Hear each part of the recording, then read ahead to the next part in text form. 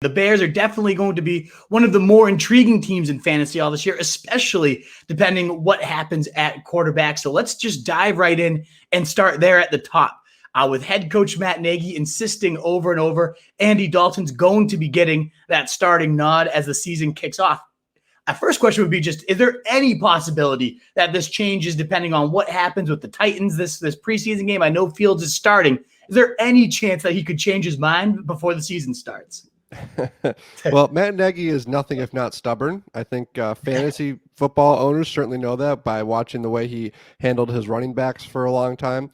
I look, if Justin Fields is, completes every pass and throws 4 touchdowns, we can have the conversation for sure. But Matt Nagy, they've been steadfast all along. It's going to be Andy Dalton week 1. So, the only, I don't even want to call it surprise, maybe the only little bit of news was that Dalton wasn't going to play at all on Saturday, and you were going to get Justin Fields starting. Frankly, I'd almost be like, let Nick Foles just play the whole game, like, protect Justin Fields. But yeah, it's gonna, barring anything crazy, it'll be Andy Dalton on Sunday Night Football in week 1. It's unfortunate for fantasy fans because we've already seen Dalton. It's tried and true. Nothing fantasy good, no goodness there in that sense. So, in the next question might be then, what's kind of your prediction for how long Andy Dalton's going to last under center there? I think you take a look at the first 3-4 games, right? That's probably a big, like fork in the road. Yeah. If they're 1-2, 0-3, 1-3, 0-4, things like that. I think then you would look to see if they'd make that change early. If he gets through that first month, okay. And look, they've got, Cincinnati and Detroit at home. So it's certainly possible to win both those games. At Cleveland, not really sure what to expect from the Browns this year. I think that Rams game in week 1 is going to be tough. But if they're 2-2, like I think like they probably like, all right, let's ride it out. Then they're 4-4, then they're 5-4. Like, oh, we're still doing okay. Like I could see, like, so that's why I kind of look at week 3, week 4, week 5 being like the key part. And then if nothing changes, then you got to look all the way to the bye week. You get, and their bye is pretty late this season, I believe.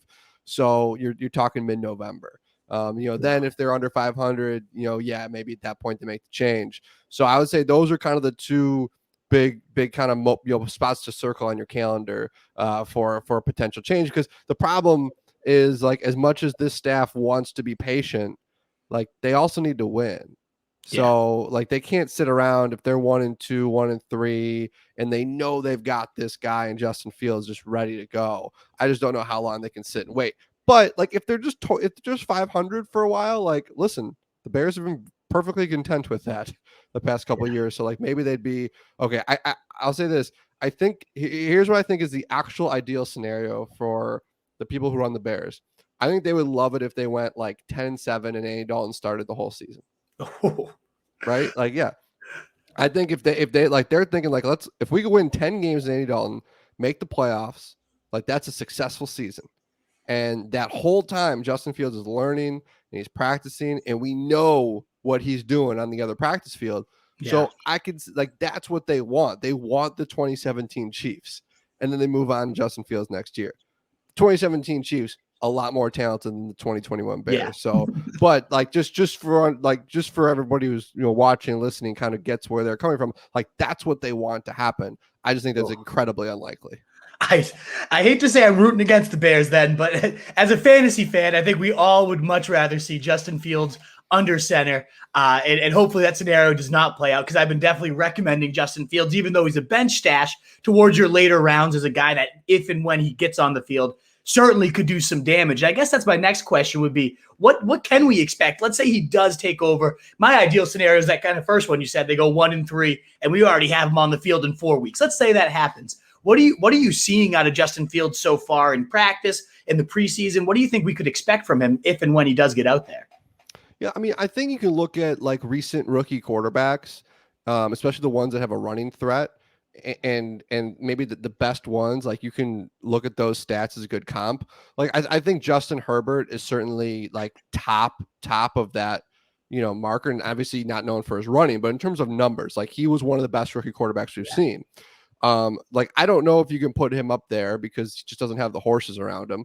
And then the offensive line question marks, but he's got that running element. Like Justin Fields could run for 6-7 touchdowns. And like we know in fantasy football, like that's what separates quarterbacks, the ones that can run. And he's going to be, that guy, just because it's a bad offensive line and mediocre offense, that guy could scramble for 50, 60 yards every game.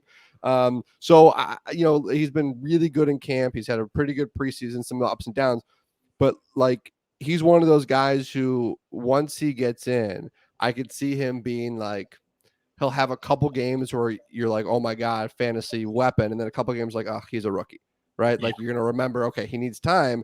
And then if things go well by 2022, 2023, you're talking about a guy who's like a top 10 fantasy quarterback and maybe even top 5 when you consider the fact that he's going to run for 5-10 touchdowns a season. So I do think he'd be extremely intriguing, but I also want to caution everybody that like, we just don't like even the best quarterbacks, like the rookie years just aren't very good. Again, Herbert is the exceptional rule. You'll go back to Russell Wilson in 2012. You look at what RG3 did, certainly Andrew Luck. But it's just hard, especially with this team, to expect a ton of consistency from him. That's a really good point there, and something I might need to weigh in, that the consistency might not be what I think. I just think, in preseason DFS, as the gambling addict I am, I was playing some daily fantasy, and I had Fields in one day, and the first half, I remember it was against Miami. Didn't do so much. Came in for another quarter and had like only 1 fantasy point going into there. Had like 18 within the next drive because of the leg points, because of just like the big arm. So even if it doesn't look pretty at all times, it just showed what kind of explosive upside he had. So that's kind of what sold me right there. We will see. Hopefully it's sooner than later that we're seeing him, but there is some caution that the Bears would like to have him on the bench all year. That makes him a risk where he's kind of going right now, Ryan's round 11 and 12. So that's good to note. And Wolfpack, I see a few of your questions coming in. I really, really appreciate that. Just remember, I'll get to all of those at the end once we hang up here with Kevin. And just a reminder, all your thumbs up, likes, tweets, reshares always helps get us out to more people, and it means the world to help grow the Wolfpack. Thank you, guys. What is up, you fantasy wolf? Thanks so much for tuning in. If you haven't already, share your thoughts in the comments, check out some more videos, and join the newest Wolfpack by subscribing below.